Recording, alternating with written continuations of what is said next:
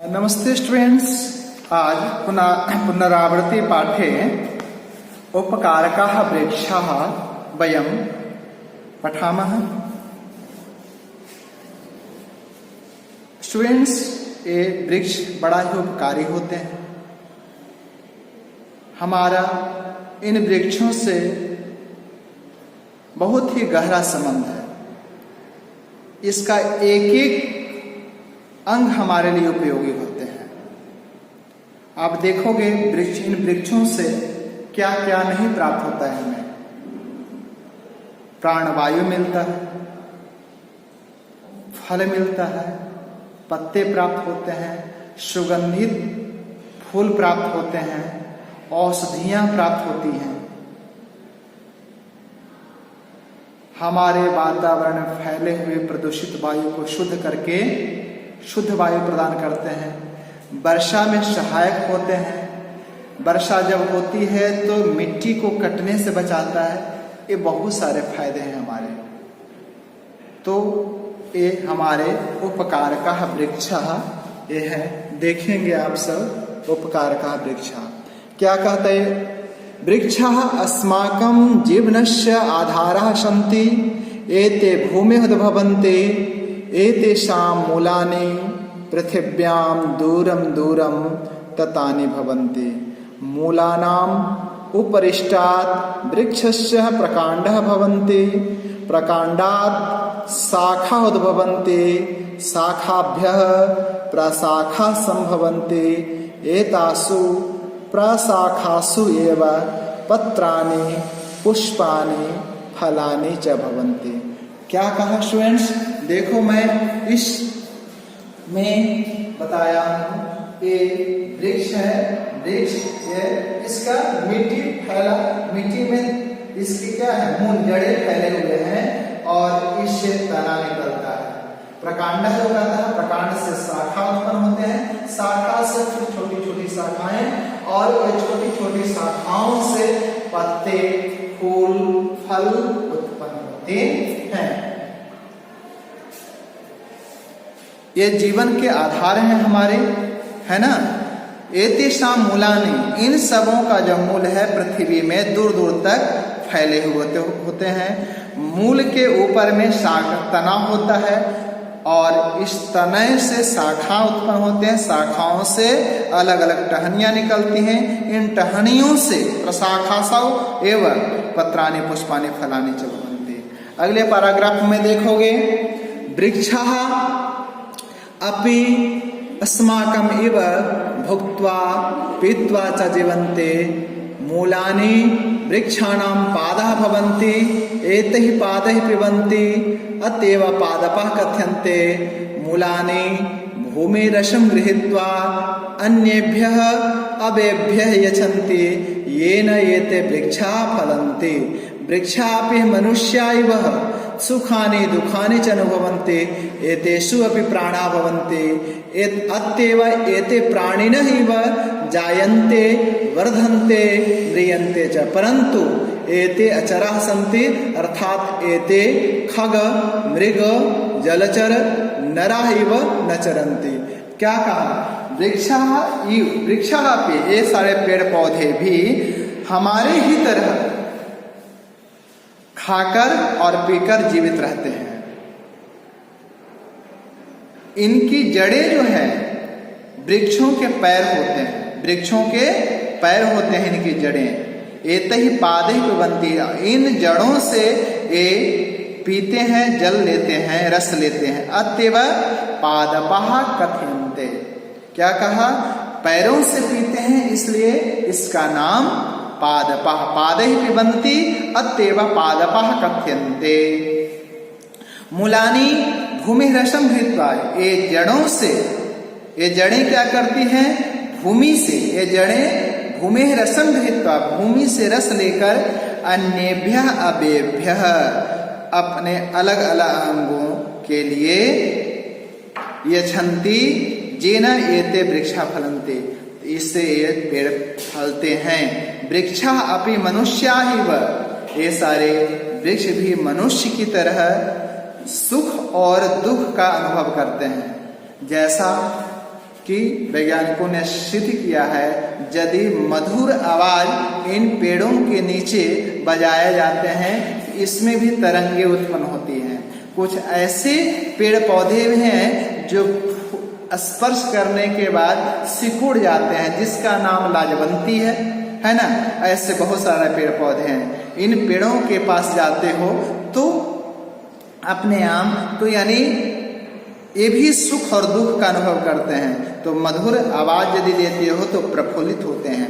एतेषु अपि प्राणा भवन्ति, एतेषु वृक्षेषु, इन वृक्षों में भी प्राण होते हैं, इन वृक्षों में भी प्राण होते हैं। अतएव, इसलिए एते वृक्षाः, ये सारे वृक्ष प्राणी नहीं व अन्य मन प्राणियों की तरह जायन्ते, उत्पन्न होते हैं, वर्धन्ते, बढ़ते चले जाते हैं, और म्रियन्ते, यानी उसकी आयु क्षीण हो जाती है, समाप्त हो जाती है। परंतु अंतर क्या है? एते अचरा सन्ते, ये सारे अचर हैं, चल नहीं सकते, एक स्थान से दूसरे स्थान तक नहीं जा सकते। अर्थात एते वृक्षा खग कहते हैं पक्षियों की तरह एक स्थान से दूसरे स्थान तक उड़कर नहीं जा सकते हैं। मृग अन्य पशुओं की तरह एक स्थान से दूसरे स्थान नहीं जा सकते हैं। जलचर, जल में रहने वाले प्राणियों के समान एक जगह से दूसरे जगह तैर कर नहीं जा सकते हैं। नरा ही व मनुष्यों की तरह एक स्थान से दूसरे स्थान तक नहीं चल सकते हैं। न चरन्ति। आगे बताता है अगले पैराग्राफ में, वृक्षाणाम बहवः भेदाः सन्ति, एतेषु केचित् फलवृक्षाः सन्ति, अन्ये च पुष्पवृक्षाः भवन्ति। वृक्षाः पर्यावरणं सन्तुलितं कुर्वन्ति, एते वर्षायै अपि सहायकाः भवन्ति, एते वातावरणं स्वच्छं कुर्वन्ति। वृक्षाः पर्यावरणे प्रसृतान् प्रदूषित वायुं गृहीत्वा श्वसन क्रियायै अस्मभ्यं प्राणवायुं यच्छन्ति। क्या कहा? वृक्षाणाम बहवः भेदाः सन्ति, वृक्षों के बहुत अलग अलग भेद हो जाते हैं, अलग अलग तरह के पेड़ हो जाते हैं। बहवः भेदा कहता एतेषु वृक्षेषु, इन वृक्षों में केचित् फल वृक्षा सन्ति, कुछ फलदार वृक्ष होते हैं, और अन्य पुष्प वृक्षा सन्ति, कुछ ऐसे पेड़ हैं जो केवल फूल ही देते हैं, कुछ ऐसे पेड़ हैं जो फल देते हैं। तो फलदार वृक्ष होते हैं, फूलदार वृक्ष। वृक्षाः पर्यावरणं संतुलितं कुर्वन्ति, पर्यावरण को संतुलित करने में सहायक होते हैं, है ना। एते वर्षायै अपि सहायकाः भवन्ति, जहाँ पेड़ पौधे अधिक होते हैं वहाँ वर्षा अच्छी होती है, तो वर्षायै अपि सहायकाः भवन्ति। एते वातावरणं स्वच्छं कुर्वन्ति, वातावरण को स्वच्छ करने में भी सहायक होते हैं। वृक्षाः पर्यावरणे प्रसृतान् प्रदूषित वायुं गृहीत्वा श्वसन क्रियायै अस्मभ्यं प्राणवायुं यच्छन्ति। क्या कहा? ये सारे वृक्ष पर्यावरण में हमारे आसपास में फैले हुए प्रदूषित वायु को, जो ऐसी वायु जो हम सांस नहीं ले सकते हैं, यदि सांस लेंगे भी तो हमारे लिए नुकसानदायक सिद्ध होंगे। तो अतएव इसलिए ये सारे वृक्षाः पर्यावरणे प्रसृतान् प्रदूषित वायुं, फैले हुए प्रदूषित वायु को लेकर श्वसन क्रियायै, सांस लेने की क्रिया में, जो सांस लेते हैं हम, कार्बन डाइऑक्साइड छोड़ते हैं और ऑक्सीजन लेते हैं, तो श्वसन क्रियायै में अस्मभ्यं प्राणवायुं यच्छन्ति, हमें ये प्राणवायु देते हैं, यानी ऑक्सीजन प्रदान करते हैं। और इन पेड़ों से फायदे क्या हैं? तो कहा वृक्ष, अंतिम पैराग्राफ देखोगे, वृक्षाः पत्रैः पुष्पैः फलैः छायया वलकलैः काष्ठैः च सदैव प्राणिनाम् उपकारं कुर्वन्ति, अतः उपकारकाः एव एते वृक्षाः, एतैः विना अस्माकं जीवनम् असम्भवम् अस्ति, एतेषां रक्षणे एव अस्माकं जीवनस्य रक्षणम् अतएव कथ्यते रक्षणीयाः एते उपकारकाः वृक्षाः। तो क्या कहा? वृक्षा, ये सारे वृक्ष हमें पत्र ही, सब तृतीया विभक्ति बहुवचन का रूप है, पत्र ही, पत्तों से पुष्पैः फूलों से, फलैः फलों से, छायाया छाया से, वल्कलैः छालों से, काष्ठैः लकड़ियों से, सदैव उपकारम कुर्वन्ति हमेशा उपकार किया करते हैं। अतः उपकारका एव एते वृक्षा, ये सारे वृक्ष हमारे लिए बहुत ही उपयोगी हैं। एते ही बिना, एते ही वृक्ष ही बिना, इन वृक्षों के बिना अस्माकं जीवनम असंभवम अस्ति, हमारा जीवन संभव नहीं है। एतेषां रक्षणम एव अस्माकं जीवनस्य रक्षणम, इन वृक्षों की रक्षा से ही हमारा जीवन सुरक्षित है। यदि वृक्षों को नहीं बचाएंगे स्वयं तो हमारा जीवन भी खतरे में पड़ जाएगा। इसलिए समय समय पर आसपास में पेड़ पौधे लगाएं। यदि आप शहर में रहते हैं तो छोटे छोटे पौधे लगाएं, गांव घर में रहते हैं तो बड़े बड़े पेड़ लगाइए।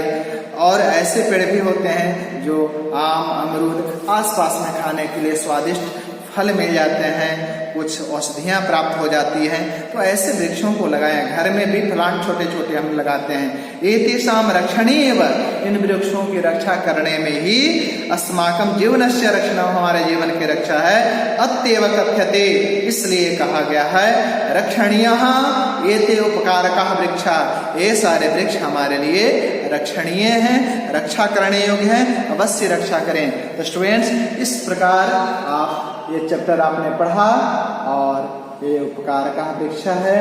आप बढ़िया से इस चैप्टर को देखेंगे, समझेंगे। इसमें व्याकरण में अक्त्वा और लेप प्रत्यय का भी प्रयोग किया गया है। जैसे पठ प्लस अक्त्वा करने के बाद पठित्वा, एक क्रिया को करने के बाद दूसरी क्रिया की जाती है। जैसे विद्यालयम गत्वा पाठम पठन्ते, तो पहला जाने क्रिया है, उसके बाद पढ़ना क्रिया होता है। तो पहली क्रिया करने के बाद दूसरी क्रिया। इसी प्रकार स्थित्वा, छात्रा स्थित्वा पठन्ति, बैठकर पढ़ते हैं। इसी प्रकार उस धातु के पहले यदि कोई प्रत्यय होते हैं और तब अथवा की जगह पर लेप प्रत्यय हो जाता है। जैसे भक्तः ईश्वरम प्रणम्य कार्यम कुर्वन्ति, भक्त जो है ईश्वर को नमन कर कोई भी कार्य शुरू करते हैं। तो अक्त्वा लेप पढ़ते हैं और इसमें आंसर क्वेश्चन आपको बताए गए हैं। Thank you students. आज की कक्षा में ये उपकार का वृक्षा आप जरूर पेड़ पौधे लगाएं और उसका देखभाल करें। Thank you.